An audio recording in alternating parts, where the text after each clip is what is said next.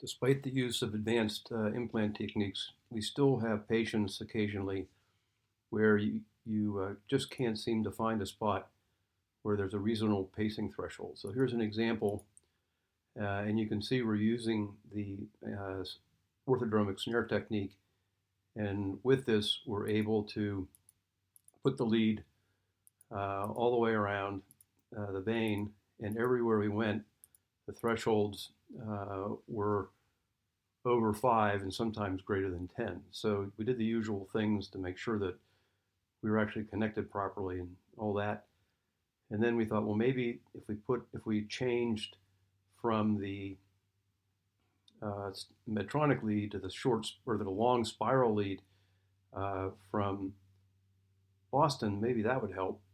So here we've changed the lead to the long Boston spiral lead.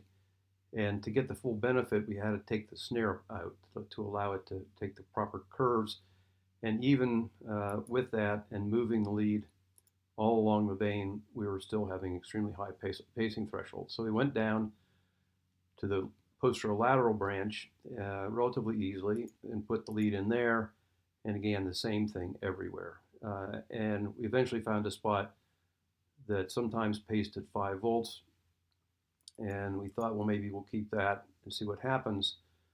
And as you expected, not good things did not happen, and the pacing thresholds remained high. So why did this happen?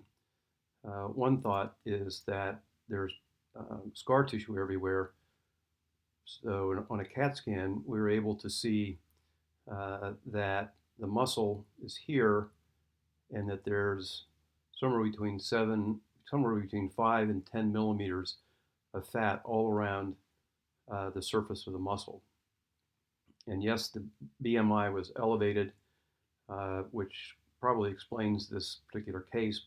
We're going to have to check to see if maybe fat is the explanation for some of the other ones where you can put the leads everywhere but still can't get the lead to work for you.